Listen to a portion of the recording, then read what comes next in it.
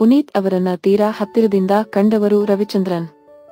ಈಗ ಈ ವೇದಿಕೆಯಲ್ಲಿ ಅಪ್ಪು ಅವರ ಬಗ್ಗೆ ಮಾತನಾಡಿದ್ದಾರೆ. ಅಪ್ಪು ಯಾರ ಬಗ್ಗೆಯೂ ಮಾತನಾಡುವುದಕ್ಕೆ ಇಷ್ಟಪಡುತ್ತಿರಲಿಲ್ಲ.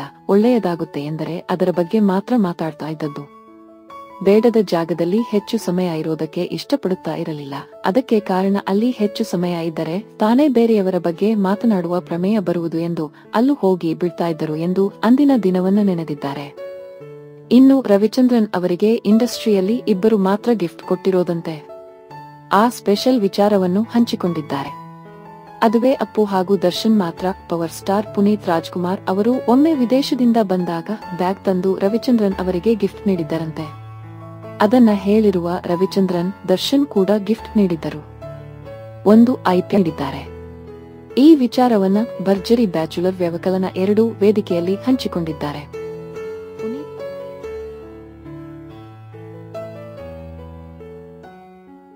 ರವಿಚಂದ್ರನ್ ಅವರ ಮಹತ್ವಾಕಾಂಕ್ಷೆಯ ಚಿತ್ರಗಳಲ್ಲೊಂದು ಶಾಂತಿಕ್ರಾಂತಿ.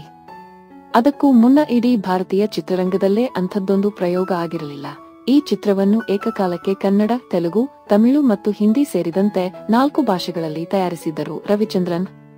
ತಮಿಳು, ಹಿಂದಿ ಮತ್ತು ತೆಲುಗಿನಲ್ಲಿ ಕ್ರಾಂತಿ ಪಾತ್ರವನ್ನು ರಜನಿಕಾಂತ್ ಮತ್ತು ನಾಗಾರ್ಜುನ ಮಾಡಿದರೆ, ಕನ್ನಡದಲ್ಲಿ ರವಿಚಂದ್ರನ್ ಅವರೇ ಮಾಡಿದರು. ಬಹಳ ಕಷ್ಟಪಟ್ಟು ಕೋಟ್ಯಂತರ ರೂಪಾಯಿ ಹಾಕಿ ಮಾಡಿದ ಈ ಚಿತ್ರ ಗೆಲ್ಲಲಿಲ್ಲ. ಆದರೆ ಈ ಚಿತ್ರ ಬಾಕ್ಸ್ ಆಫೀಸ್ನಲ್ಲಿ ನಿರೀಕ್ಷಿತ ಯಶಸ್ಸು ಕಾಣಲಿಲ್ಲ. ಈ ಚಿತ್ರ ರವಿಚಂದ್ರನ್ ಅವರಿಗೆ ಸಾಕಷ್ಟು ನಷ್ಟ ತಂದುಕೊಟ್ಟಿತ್ತು. ಅದನ್ನೆಲ್ಲ ತೀರಿಸುವುದಕ್ಕೆ ಸ್ವಲ್ಪ ಸಮಯವೇ ಬೇಕಾಯಿತು. ಈ ಚಿತ್ರ ಮಾಡುವಾಗಲೇ ಇದು ಗೆಲ್ಲುವುದಿಲ್ಲ ಎಂದು ರವಿಚಂದ್ರನ್ ಅವರಿಗೆ ಗೊತ್ತಿತ್ತಂತೆ. ಆದರೆ ಚಿತ್ರವನ್ನು ಮುಂದುವರೆಸುವುದಕ್ಕೆ ಅವರಿಗೆ ಕಾರಣವಿತ್ತು. ಆ ಕಾರಣವೇನೆಂದು ಕೆಲವು ವರ್ಷಗಳ ಹಿಂದೆ ನಡೆದ ಟಿವಿ 9 ವಿಶೇಷ ಸಂದರ್ಶನದಲ್ಲಿ ರವಿಚಂದ್ರನ್ ಹೇಳಿಕೊಂಡಿದ್ದಾರೆ. ಈ ಕುರಿತು ಮಾತನಾಡಿರುವ ಅವರು, ಶಾಂತಿಕ್ರಾಂತಿ ಚಿತ್ರದ ಸಂದರ್ಭದಲ್ಲಿ ಒಂದು ಕಡೆ ಅಪ್ಪ ಆಸ್ಪತ್ರೆಯಲ್ಲಿದ್ದರು. ಇನ್ನೊಂದು ಕಡೆ ಕುಟುಂಬದಲ್ಲೊಂದು ಟೆನ್ಷನ್ ಇತ್ತು. ದುಡ್ಡು ಎಂದರೇನು ಎಂದು ಗೊತ್ತಿಲ್ಲದ ಸಮಯ ಅದು. ನನಗೆ ದುಡ್ಡಿನ ಬಗ್ಗೆ ಮೋಹವೂ ಇಲ್ಲ, ದಾಹವೂ ಇಲ್ಲ. ಸಿನಿಮಾ ಮಾಡೋಕೆ ದುಡ್ಡು ಬೇಕಿತ್ತೆ ಹೊರತು ಅದನ್ನು ಹೊರತುಪಡಿಸಿದರೆ ನನಗೆ ದುಡ್ಡಿನ ಬಗ್ಗೆ ಮೋಹ ಈಗಲೂ ಇಲ್ಲ. ನನಗೆ ಮೊದಲಿನಿಂದಲೂ ಕೈತುಂಬಾ ದುಡ್ಡಿತ್ತು. ಕಾಲೇಜಿಗೆ ಹೋಗುವಾಗಲೇ ದುಡ್ಡು ಬೇಕಾದರೆ ನಮ್ಮಪ್ಪ ಖ್ಯಾತ ನಿರ್ಮಾಪಕ ವೀರಾಸ್ವಾಮಿ ಕೊಡುತ್ತಿದ್ದರು. ಜೊತೆಗೆ ಕನ್ನಡ ಚಿತ್ರರಂಗದಲ್ಲಿ ಅತಿ ಹೆಚ್ಚು ಸಂಭಾವನೆ ಪಡೆದವನು ನಾನು. ಅದನ್ನು ತಂದು ಅಪ್ಪನಿಗೆ ಕೊಡುತ್ತಿದ್ದೆ. ಅದರಲ್ಲಿ ಸ್ವಲ್ಪ ಬೇಕು ಎಂದರು. ಅವರು ಯಾವತ್ತೂ ಅದನ್ನು ಏನು ಮಾಡುತ್ತೀಯಾ ಎಂದು ಕೇಳಲಿಲ್ಲ. ಶಾಂತಿಕ್ರಾಂತಿ ಚಿತ್ರದಿಂದ ತುಂಬಾ ದುಡ್ಡು ಕಳೆದುಕೊಂಡಿದ್ದೆ. ಆದರೆ ಆ ಸಿನಿಮಾದಿಂದ ತುಂಬಾ ಕಲಿತೆ ಎಂದು ನೆನಪಿಸಿಕೊಂಡಿದ್ದಾರೆ ಅವರು. ಚಿತ್ರ ಮಾಡುವಾಗಲೇ ಇದು ಗೆಲ್ಲಲ್ಲ, ನಾವಂದುಕೊಂಡಂತೆ ಆಗುತ್ತಿಲ್ಲ ಎಂದು ಗೊತ್ತಾಗಿತ್ತು ಎಂದಿರುವ ಅವರು ಈ ವಿಷಯವನ್ನು ಅಪ್ಪನಿಗೆ ಹೇಳಿದ್ದೆ.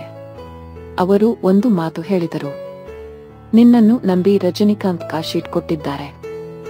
ರಜನಿಕಾಂತ್ 2 ಭಾಷೆಯ ಸಿನಿಮಾ ಮಾಡುತ್ತಿರಲಿಲ್ಲ. ನಿನಗೆ ಮೊದಲ ಬಾರಿಗೆ ತಮಿಳು ಮತ್ತು ಹಿಂದಿಯ ಸಿನಿಮಾ ಮಾಡೋದಕ್ಕೆ ಕರೆದು ಕಾಶೀಟ್ ಕೊಟ್ಟಿದ್ದರು. ನೀನು ಈಗ ನಿಲ್ಲಿಸುತ್ತೀನಿ ಎನ್ನುವುದು ಸರಿಯಲ್ಲ. ಈ ಚಿತ್ರವನ್ನು ಮುಗಿಸಬೇಕು.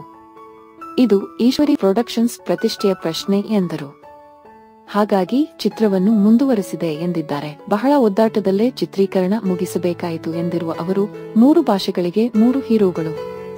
ಎಲ್ಲರಿಗೂ ಅವರದ್ದೇ ಆದ ಇಮೇಜ್ ಇದೆ. ನನಗೆ ನಾನು ಬರೆದುಕೊಳ್ಳುವ ದೃಶ್ಯ ರಜನಿಕಾಂತ್ ಅವರಿಗೆ ಒಪ್ಪುತ್ತಿಲ್ಲ. ರಜನಿಕಾಂತ್ ಅವರಿಗೆ ಬರೆದಿದ್ದು ನನಗೆ ಆಗುತ್ತಿರಲಿಲ್ಲ. ಏನೋ ಒದ್ದಾಟದಲ್ಲಿ ಚಿತ್ರೀಕರಣ ಮಾಡುತ್ತಲೇ ಇದ್ದೆ. ಚಿತ್ರವೇನೋ ತಯಾರಾಯಿತು. ಆದರೆ ಚಿತ್ರ ಓಡುವುದಿಲ್ಲ ಎಂದು ಬಹಳ ಸ್ಪಷ್ಟವಾಗಿ ಗೊತ್ತಿತ್ತು. ಅದರಂತೆ ಚಿತ್ರ ಅಷ್ಟಾಗಿ ಹೋಗಲಿಲ್ಲ. ಬಹಳ ಕಷ್ಟದ ಸಮಯದಲ್ಲಿದ್ದಾಗ ನನ್ನನ್ನು ಎತ್ತಿದ್ದು ರಾಮಾಚಾರಿ. ಅದು ನನ್ನ ಜೀವನವನ್ನು ಬ್ಯಾಲೆನ್ಸ್ ಮಾಡಿತ್ತು. ರಾಮಾಚಾರಿ ಬರದೆ ಶಾಂತಿಕ್ರಾಂತಿ ಬಂದಿದ್ದರೆ ಮತ್ತೆ ಏಳುವುದು ಕಷ್ಟವಾಗುತ್ತಿತ್ತು. ಒಂದು ಸೋಲಿನ ಪಕ್ಕದಲ್ಲಿ ದೊಡ್ಡ ಗೆಲುವನ್ನು ತಂದುಕೊಡಿತು ಎಂದು ಅವರು ನೆನಪಿಸಿಕೊಂಡಿದ್ದಾರೆ.